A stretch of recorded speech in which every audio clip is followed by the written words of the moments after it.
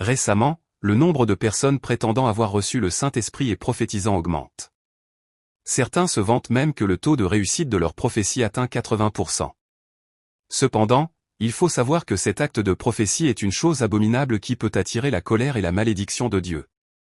Interdiction biblique, Dieu considère l'acte de prophétiser comme une abomination. La Bible dit clairement que Dieu considère comme une abomination le fait de prédire l'avenir des individus comme un devin, ou de consulter des devins. Si un serviteur de Dieu prédit l'avenir d'un individu comme s'il était un devin, Dieu le considérera comme encore plus abominable. Dans l'Ancien Testament, Dieu a ordonné concernant ceux qui faisaient de fausses prophéties en son nom, lapidez-les à mort. Cela suggère que prédire l'avenir d'un individu au nom de Dieu peut être un péché bien plus grand que le meurtre ou l'adultère. 2. L'imperfection humaine et la séduction de Satan. Même si les humains ont été sauvés, tant qu'ils vivent sur cette terre, ils possèdent un corps et une nature corrompus et déchus, c'est pourquoi notre raison, notre jugement et nos inspirations ne peuvent être parfaits. Même une personne remplie du Saint-Esprit peut trébucher à tout moment.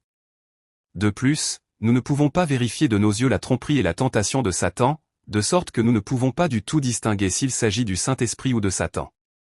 Si l'on proclame une inspiration ou une voix non vérifiable au nom de Dieu, et que cette prophétie ne se réalise pas ou était une tromperie de Satan, cela devient un péché immense qui blasphème le Saint-Esprit et prend le nom de Dieu en vain.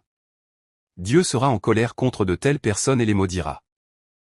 3. Taux de réussite, erroné est la preuve d'avoir été un outil de Satan. Il n'y a pas de quoi se réjouir que le taux de réussite de la prophétie soit proche de 80%. Au contraire, les 20% de prophéties qui se sont révélées fausses sont un problème plus grave.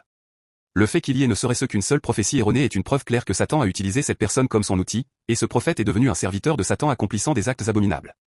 Si cette prophétie venait véritablement de Dieu, elle devrait être totalement exempte d'erreurs comme la parole de la Bible, et devrait être réalisée et accomplie à 100%. Si une seule chose est fausse, il a commis un péché pour lequel il doit recevoir la colère de Dieu et être lapidé à mort. 4. Avertissement, danger de chercher ou de poursuivre des prophéties. Prédire l'avenir d'un individu est une chose terrifiante où le prophète risque de devenir un outil de Satan et de commettre des actes abominables. C'est aussi une grande erreur pour les fidèles de chercher de tels lieux ou personnes qui prophétisent, ce que l'on appelle les devins de Jésus. Cela peut avoir pour résultat d'acclamer, de reconnaître et d'exalter les proclamations et les ruses de Satan. S'approcher et louer un prophète devenu un outil de Satan expose la personne au risque de recevoir avec lui la malédiction de Dieu, de tomber dans la perdition éternelle et, au contraire, de voir sa vie devenir encore plus dévastée. En conclusion, l'acte de prononcer ou de poursuivre des prophéties est un péché abominable interdit par la Bible et, en raison de l'imperfection humaine, il existe un grand risque de tomber dans la séduction de Satan, c'est pourquoi il doit être strictement évité. Si vous souhaitez en savoir plus, abonnez-vous.